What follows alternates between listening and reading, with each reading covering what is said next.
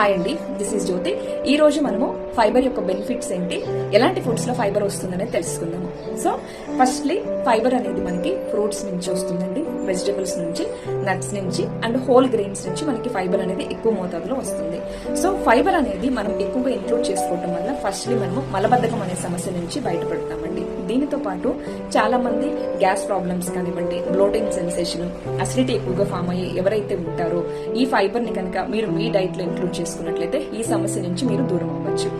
బాడీలో ఉండే bad toxins మొత్తాన్ని ఈ ఫైబర్ అనేది ఫ్లష్ అవుట్ చేసేసి బాడీ మొత్తాన్ని డీటాక్సిఫై చేయడం జరుగుతుంది. ఫైబర్ అనేది మన డైట్ లో ఇంక్లూడ్ చేసుకున్నట్లయితే.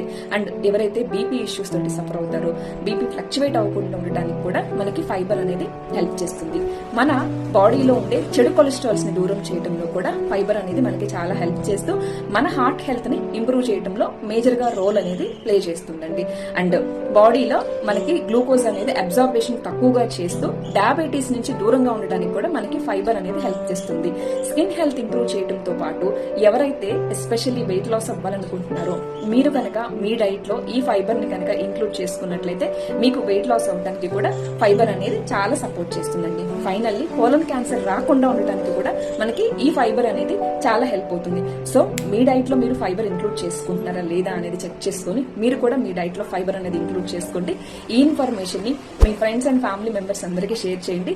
ఇలాగే మీకు మోర్ హెల్త్ టిప్స్ కావాలనుకుంటే do follow my page. Thank you.